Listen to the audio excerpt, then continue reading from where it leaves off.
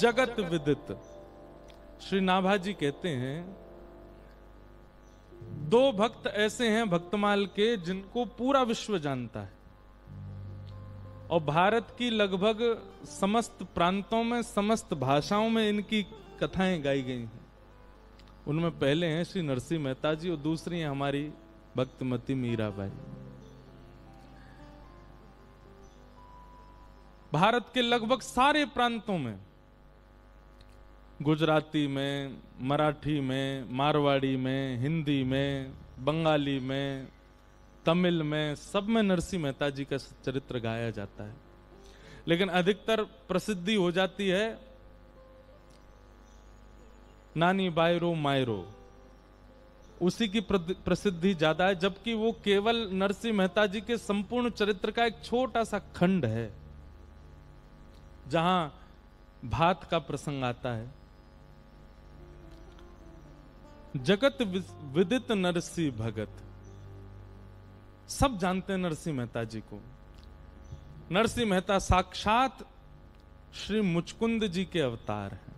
बहुत सावधानी से सुनिएगा सब लोग, जितने भी बैठे हैं।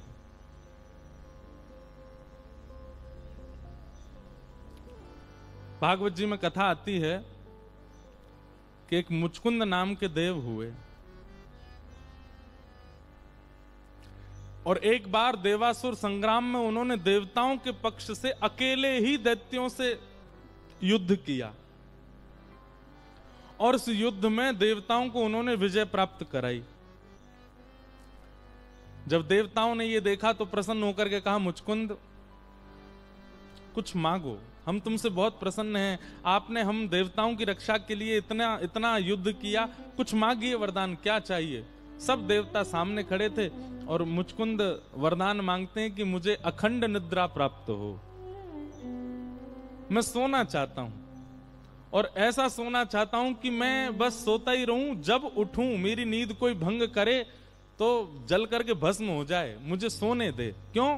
क्योंकि दैत्यों से युद्ध करने में अनेक युगों तक मुचकुंद सोए नहीं थे। अच्छा, वास्तव में देखो, एक मेरी बात बहुत ध्यान से सुनिएगा, भक्त का एक स्वरूप ऐसा भी होता है कि कहीं उसकी बहुत प्रशंसा ना हो जाए तो वो अपनी भक्ति को किसी दोष की आड़ में छुपा करके बोलता है। मुचकुंद ने क्या वरदान मांगा बताओ? इतने हजार लोगों में दो ही सुनने हैं? नहीं नहीं, सुनो, वो तो हमको, हम आप लोगों से कह रहे हैं, जब हम पूछ रहे थे सबको बताना चाहिए था ना। हम तो कथा कहते कहते इधर उधर डोले आते हैं। तो मुचकुंद ने वरदान मांगा, और वरदान में क्या कहा कि मुझे अखंड निद्रा प्राप्त हो। तो ये सुनकर के सब देवता आपस में एक दूसरे को देखने लगे, बताओ निद्रा मांग रहा है।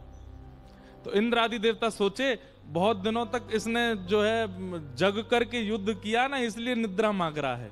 लेकिन मुचकुंद जानते हैं मन में कि इन सबको तो यही लगे कि मैं सोवे जा रहा हूं, लेकिन वास्तव में मैं तो चिंतन करने जाऊंगा। नारद जी महाराज वहीं खड़े थे। नारद जी समझ गए कि ये मुचकुंद अखंड निद्रा नहीं मांग सकता। इसके सामने देवता खड़े हैं, ब्रह्मा खड़े हैं, इंद्र खड़े हैं, शिव खड़े हैं, सब खड़े हैं। इन सबसे ये चाहता तो कुछ भी मांग सकता था, निद्रा कौन मांगता भाई? भक्त ही समझ पाता है चोरी को। हमारे एक महाराज जी हैं, वो फ्लाइटों में घूमते रहते हैं। उनसे मैंने पूछी, मैंने महाराज जी एक बात बताओ, फ्लाइट में क्यों घूमते हो? तो पता क्या उत्तर दे? बोले परियों को देखने जाता हूं। फ्लाइट में जो फ्लाइट अटेंडेंट रहती है ना, उनको परी बोलते हैं वो। बोले परियों को देखने जाता हूं। अब सामान्य व्यक्ति होगा तो क्या सोचेगा? राम राम राम राम, बताओ ये परियों को देखने जाते हैं ऊपर। लेकिन यहां वो अपनी भक्ति छुपाते हैं। आपके मन में केवल इतना भाव प्रकट कर देते हैं कि वो परी देखने जा रहे, महाराज जी तो देखो फ्लाइट में देखने जा। नहीं, उनका कोई भक्ति स्वरूप है, वो उसको छुपा रहे हैं, आपसे कह रहे हैं कि परी देखने गए। एक बार मैं उनके साथ कहीं गया तो किन्हीं के घर पे गए थे, तो वहां बहन जो थी वो जल लेकर के आई। तो जैसे जल्दी, महाराज जी आप कुछ लेंगे? महाराज जी कहते हैं, बोले कुछ नहीं चाहिए, सब मिल गया। बोले महाराज जी आपने तो कुछ, नहीं नहीं, तेरे चेहरे से नजर नहीं हटती, नजारे हम क्या देखें। अब सामने वाला बेचारा विचलित हो जाए उनके भाव से, अरे राम राम जी क्या कह रहे हैं, लेकिन उनका भाव हम समझ गए कि वो अपनी भक्ति को ऐसे दोष बता करके छुपाते। स्पष्ट मत कह दीजिए कि आपका नियम क्या है, आपका भाव क्या है। प्रेम में तो छुपाना प्रेम का स्वरूप है। मुचकुंद कहता है कि मुझे अखंड निद्रा प्राप्त हो। नारद जी महाराज समझ गए, बोले कि ये निद्रा के लिए नहीं, ये सब देवताओं के चित्त में दोष बुद्धि प्रकट करवा रहा अपने लिए और स्वयं जाकर के भजन करेगा। तब श्री नारद जी महाराज ने कहा, मुचकुंद हम जान गए तुम्हारे मन में भाव क्या है, अब एक काम कीजिए। बोले क्या? गुरु के बिना भजन में प्रवेश कहीं ना कहीं दोष हो जाता है। देखो, गुरु के बिना अगर आप करते हैं तो कोई दोष मतलब ऐसा नहीं है, लेकिन हाँ वही बात है ना कि बिना एक रक्षक के यदि किसी स्थान पर जाओगे तो वहां पर भय बना रहता है लुट जाने का या किसी और क्रिया का। इसलिए गुरु रूपी रक्षक संग में होना चाहिए। इसलिए जब भी आप नाम जप भी करते हैं ना, कई लोग कहते हैं नाम जप में हमारा मन नहीं लगता, पहले गुरु स्मरण करो, गुरुदेव के चरणारविंदों का स्मरण करके तब नाम जप में जाओ, आपका भजन पहले से अधिक बढ़ेगा। क्योंकि गुरु के संरक्षण में यदि जाओगे। और एक और बात हम आपसे निवेदन करें, आप चाहे गौड़िया वैष्णव संप्रदाय के यहाँ बैठे हैं, चाहे रामानंदी बैठे हैं, रामानुजी बैठे हैं, हरिवंशी बैठे हैं, हरिदासी बैठे हैं, सब लोग सुनिए, अपने गुरुदेव से लेकर के अपने गुरु के गुरु, गुरु के गुरु, ऐसे 8 गुरुओं का नाम तो आपको याद होना चाहिए। और नित्य नाम जप करने से पहले अपने अष्टाचार्यों का नाम याद करिए, या तो प्रारंभिक अष्टाचार्य या फिर आपके गुरु से पूर्व 8 आचार्यों का नाम स्मरण करके आप नाम जप में बैठिए। आप हमको याद करेंगे, आपका मन विचलित नहीं होगा। क्यों? क्योंकि वे 8 पहरेदार आपके भजन की रक्षा कर रहे हैं। इन नाम जप में क्यों मन भंग होता है, क्यों निद्रा आ जाती है, क्यों आप कहीं और चले जाते हो? क्यों? क्योंकि आप अकेले जा रहे हो और अकेले आप अपनी रक्षा नहीं कर सकते। सिक्योरिटी तो चाहिए, और सिक्योरिटी वही दे सकते हैं जो स्वयं पहलवान हो।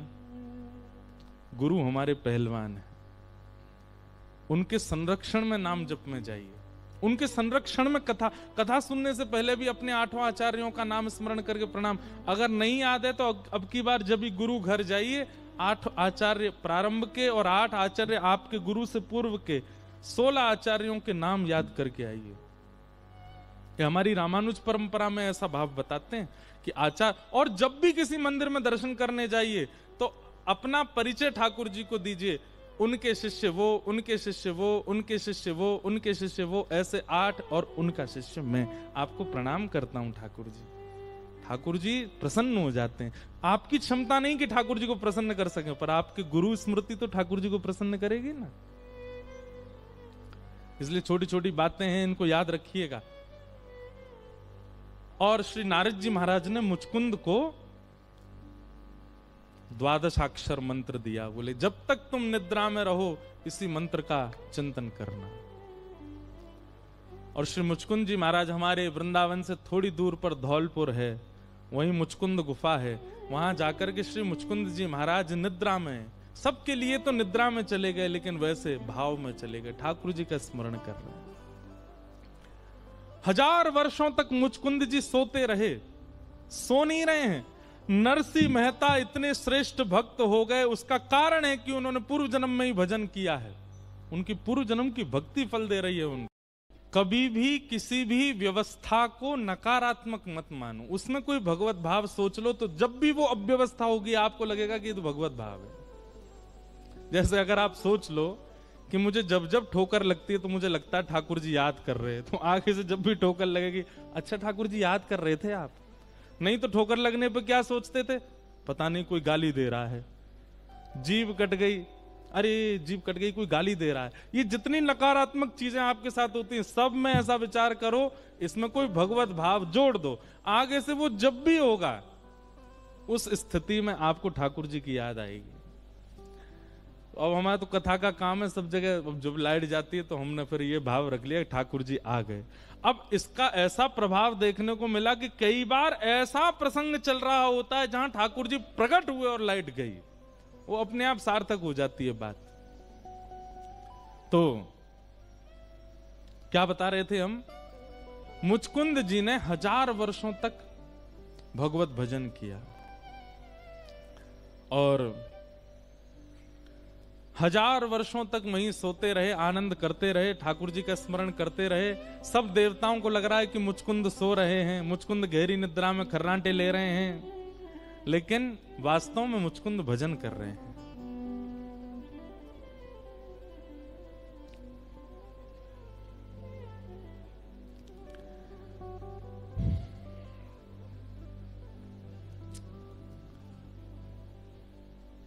मथुरा पर जब भगवान ब्रज छोड़ के मथुरा आ गए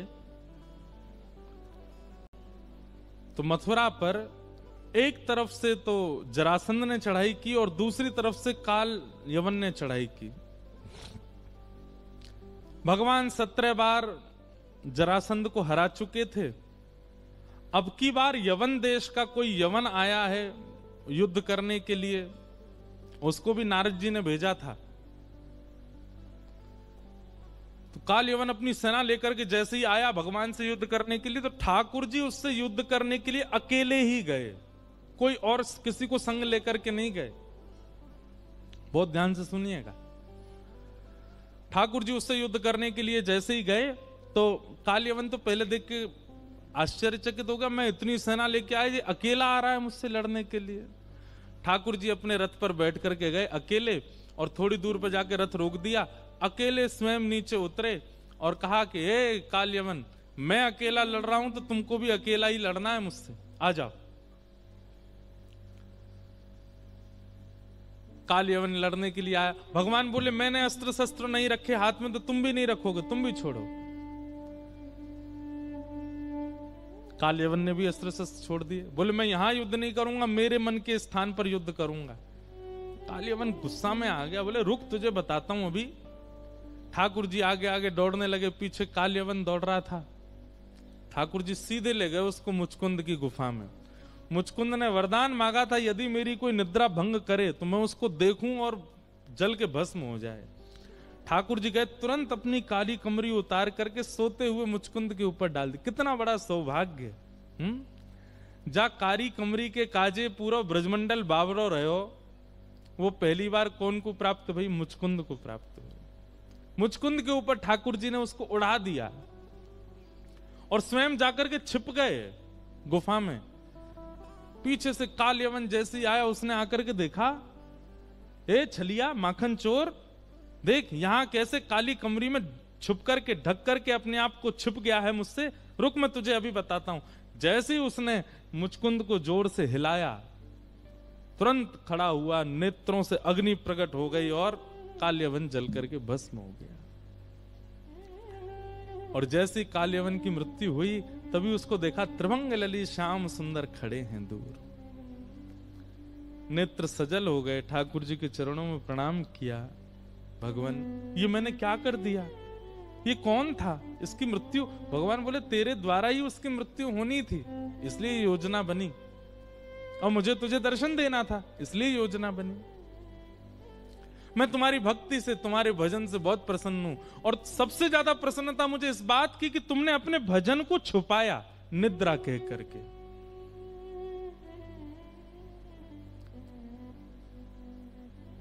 ठाकुर जी मुझ पर अनुग्रह करें, कृपा करें, मैं क्या सेवा करूं आपकी?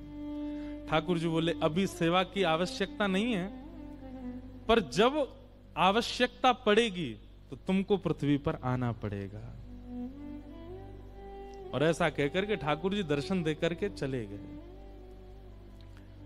जब कलयुग प्रारंभ हुआ तो श्रीमद् भागवत जी में वर्णन आता है कि भक्ति महारानी नारद जी को मिलती हैं वृंदावन में। और तब नारद जी ने भक्ति महारानी से पूछा तो भक्ति महारानी कहती हैं, उत्पन्ना द्रविड़ेशाहम वृद्धिम कर्णाटके गताम क्वचित क्वचिन महाराष्ट्रे गुरुजरे जीर्णताम गत। मेरा जन्म कर्नाटक में हुआ, द्रविड़ देश में हुआ।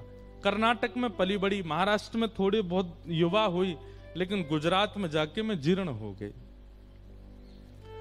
ये बात भक्ति महारानी ने नारद जी से कही। तब नारद जी ने मन में विचार किया कि गुजरात में भक्ति जीर्ण, यानी कि भक्ति, ये आज जिस गुजरात का दर्शन आप करते हैं, ऐसा गुजरात पहले नहीं था। पहले गुजरात कैसा था सुनो। माला मुद्रा देख तासुकी निंदा ठाने। गुजरात कैसा था?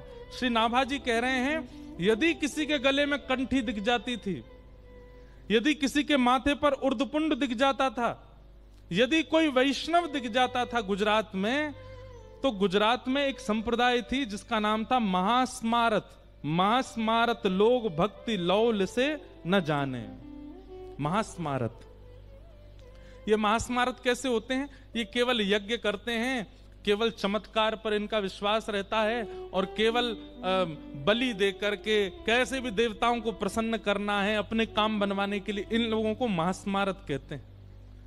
ऐसे महास्मारतों की इतनी संख्या थी गुजरात में कि वो कहीं तिलकधारी, कंठीधारी, वैष्णव वेशधारियों को दिखते थे तो इतनी निंदा करते थे, इतनी निंदा करते थे कि वो गुजरात छोड़ के जब तक चला ना जाए तब तक निंदा करते थे। मैं जब ये भाव पढ़ रहा था ना, तब मेरे मन में आया, तब तो अकेला एक गुजरात था, आज तो भारत के कई प्रांत ऐसे हो गए। ना जाने कितने नरसिंह मेहताओं को उत्पन्न होना पड़ेगा। इसलिए हमारी प्रार्थना है,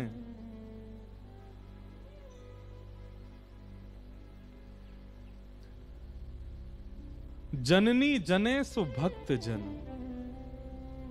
यहां जितनी भी माताएं बैठी हैं, कभी अगर भविष्य में आपके गर्भ से कोई बालक जन्म हो ना, तो मन में कभी ये विचार मत करना बहुत बड़ा बिजनेसमैन हो, ये बहुत बड़ा कोई राजा हो, या कोई बहुत बड़ा धनवान हो। एक ही बात सोचना 9 महीने तक, ये जो भी हो भक्त हो और नरसिंह जैसा हो। हम बहुत बड़ी बात नहीं कह रहे हैं, पर आज पंजाब को भी आवश्यकता है नरसिंह मेहता की, हमारे उत्तर प्रदेश को भी आवश्यकता है नरसिंह मेहता की।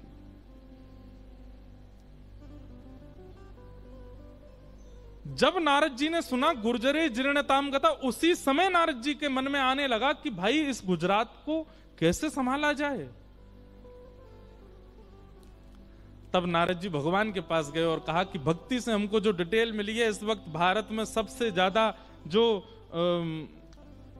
खराब स्थिति है वो गुजरात की है। कृपा करके गुजरात में कुछ ऐसा करना पड़ेगा जिससे वहां भक्ति प्रकट हो। तब भगवान ने नारद जी से कहा, आपका ही शिष्य है। कौन? मुचकुंद। उसने बहुत भजन किया है और उसने हमसे कहा था कि हमें कोई सेवा दीजिए। अब उसी मुचकुंद को आप ले जाइए और जाकर के कलयुग में गुजरात में ही उनको जन्म करवाइए। तब श्री नारद जी महाराज मुचकुंद जी के पास गए और कहा, देखिए अब ठाकुर जी ने आपके लिए आज्ञा की है, क्या इतना भजन किया आपने, कहा कोई सेवा दो। अब ठाकुर जी सेवा दे रहे हैं। जिस गुजरात में ऐसी स्थिति है, माला मुद्रा देख तासुकी निंदा ठाने, ऐसे गुजरात में जाकर के आपको भजन करना है। मुचकुंद जी ने वचन दिया, मैं वचन देता हूं कि गुजरात में जाकर के ऐसी भक्ति का प्रचार करेंगे कि वर्षों तक, कल्प कल्पांतरों तक जो भी गुजरात की भूमि में जन्म लेगा वो वैष्णव ही होगा। आज यदि पूरे भारत को अगर आप खकाल के देखेंगे तो सबसे ज्यादा जय श्री कृष्ण बोलने वाले, सबसे ज्यादा वैष्णव भाव रखने वाले भक्तों की संख्या गुजरात में है। ये नरसिंह मेहता की देन है गुजरात को।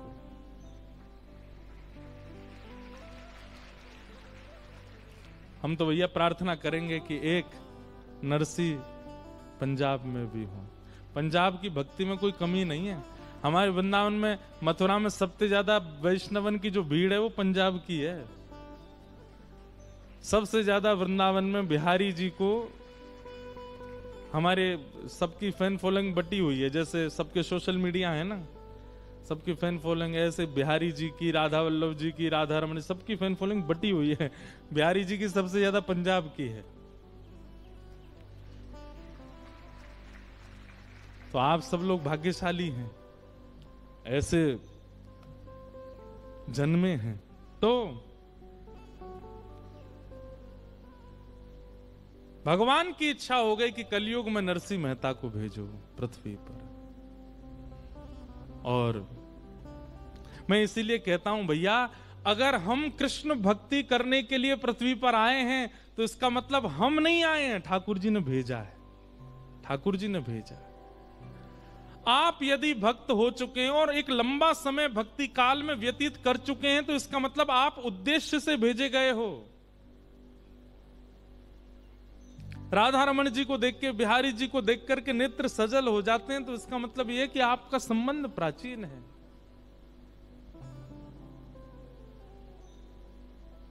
कई जन्मों से बुला रहे हो, कोई तो नाता जरूर होगा।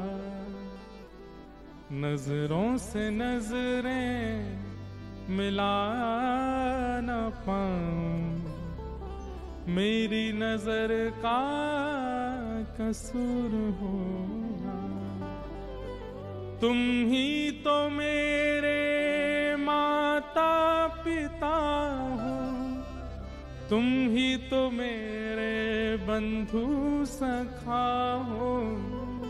कितने रिश्ते तुम संग मेरे, कोई तो रिश्ता जरूर होगा। हम कुछ तो हैं ठाकुर जी के। और एक बात बोलूं, तुम मानो चाहे मत मानो, पर मोह तो भरोसा है, मोह तो विश्वास है कि हम पूर्व में ठाकुर जी के कुछ तो रहे होंगे। कछु नहीं तो श्याम सुंदर जब चल के गए होंगे तो उनके पामन के नीचे एक छेटा ही बन के आके मर गो होंगे, तभी या जन्म में कथा वक्ता बन के आए गए हो। हमारी पूनम दीदी पूर्व जन्म की कछु तो हैं, ये मक्खी होंगी जरूर है। और बिन बनाती भाई काऊ दिना ठाकुर जी खीर पे जाके बैठ गई होंगी। सो ठाकुर जी ने कही बड़ो रस चाख रही है, चल जा कलयुग में जाके खूब रस प्रवाह करियो। तो हम अपने आप को ऐसे तो कह नहीं सकते कि हम सूरदास रहे होंगे, हम कुंभन दास रहे होंगे, मक्खी चेंटी ही बोल सकें। कुछ तो हैं, हमने देखा तो है उनको। तो भगवान की आज्ञा से गुजरात में भक्त नरसिंह का प्रादुर्भाव हुआ। बोलो भक्त वत्सल भगवान की। नरसिंह मेहता जी का जन्म हुआ। अब देखो, बहुत ध्यान से सुनना, जो लोग भक्ति के पथिक हैं, जो भक्ति मार्ग में चलते हैं, भक्ति मार्ग आसान नहीं है, कठिन तो है। नरसिंह मेहता जी का चरित्र सुनो। हम पूरा चरित्र नहीं कहेंगे, वहां तक कहेंगे जहां तक महादेव की कृपा हुई। और महादेव की कृपा के बाद अगर अच्छा लगेगा तो फिर कल सुनाएंगे उससे आगे। पर मूलतः महादेव की कृपा कहां तक होती है वो प्रसंग हम सुनाएंगे। नरसिंह मेहता जी की माता जी श्री लक्ष्मी गौरी मेहता, और उनके पिताजी का नाम कृष्ण दामोदर दास मेहता। इनकी दो संतान थी। नरसिंह मेहता जी के एक बड़े भैया हैं, बड़े भैया का नाम था वंशीधर मेहता। बहुत सावधानी से सुनो सब लोग, इधर देखो। नरसिंह मेहता जी अपने बड़े भैया से इतने छोटे हैं कि जब नरसिंह मेहता जी का जन्म हुआ तब इनके भैया ब्याहे ठियाए थे। इनके भैया का ब्याह हो चुका था, मतलब बहू के आगे देवर का जन्म हुआ, भाभी के आगे। इतने छोटे हैं अपने बड़े भैया से श्री नरसिंह मेहता जी। नेक नेक आगे खिसकाओ सब लोग, और जो जहां हैं वहीं बैठ जाओ, बस बिना बोले चाले आ जाओ।